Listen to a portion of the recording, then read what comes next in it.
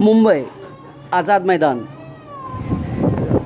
मोदी सरकार यांचं निवासी घरकुल यासाठी वापर करीत असलेले सोलापूर जिल्ह्यातील जिल्हाधिकारी यांनी अतिक्रमण नियमांकन हे आदेश दिले असताना याची अंमलबजावणी होत नसल्याने सांगोल्याचे सामाजिक कार्यकर्ते ज्ञानेश्वर उबाळे हे आज आझाद मैदानामध्ये उपोषणाला बसले होते. याविषयी काय सांगा?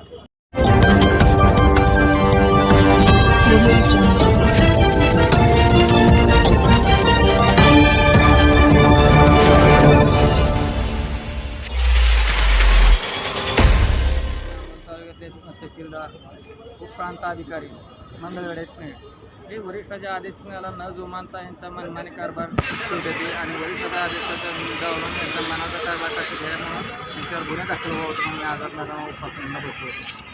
आणि तो मला मंत्रालयात निघाले इथल्या पोलीस स्टेशनने म्युन्सिपाल्टी मुख्यमंत्र्यांनी बोलवलं तिथे गेलो. त्यांनी जिल्हाधिकाऱ्याला फोनवरनं सांगितलं आणि हे सखोल चौकशी होणे 8 दिवसात कारवाई कर.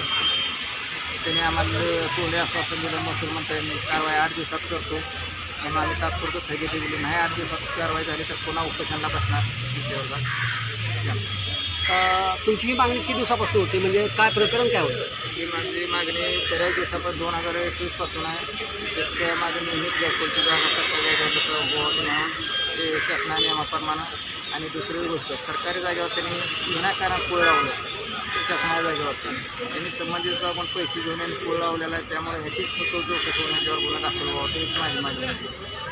जर नाही झालं तर आम्ही कोर्ट मॅटर हायकोर्टात दाखल करणार की आता 8 दिवसात पर्याय बघणार. मुख्यमंत्र्यांच्या देशाला काय प्रतिसाद देते नाही दिला तर आम्ही हायकोर्टात दाखल करतो. थोडक्यात 21 पासून तुम्हाला जे काही कलेक्टरने आदेश दिले होते त्याचा अवमान झाला असं तुमचं म्हणणं आहे?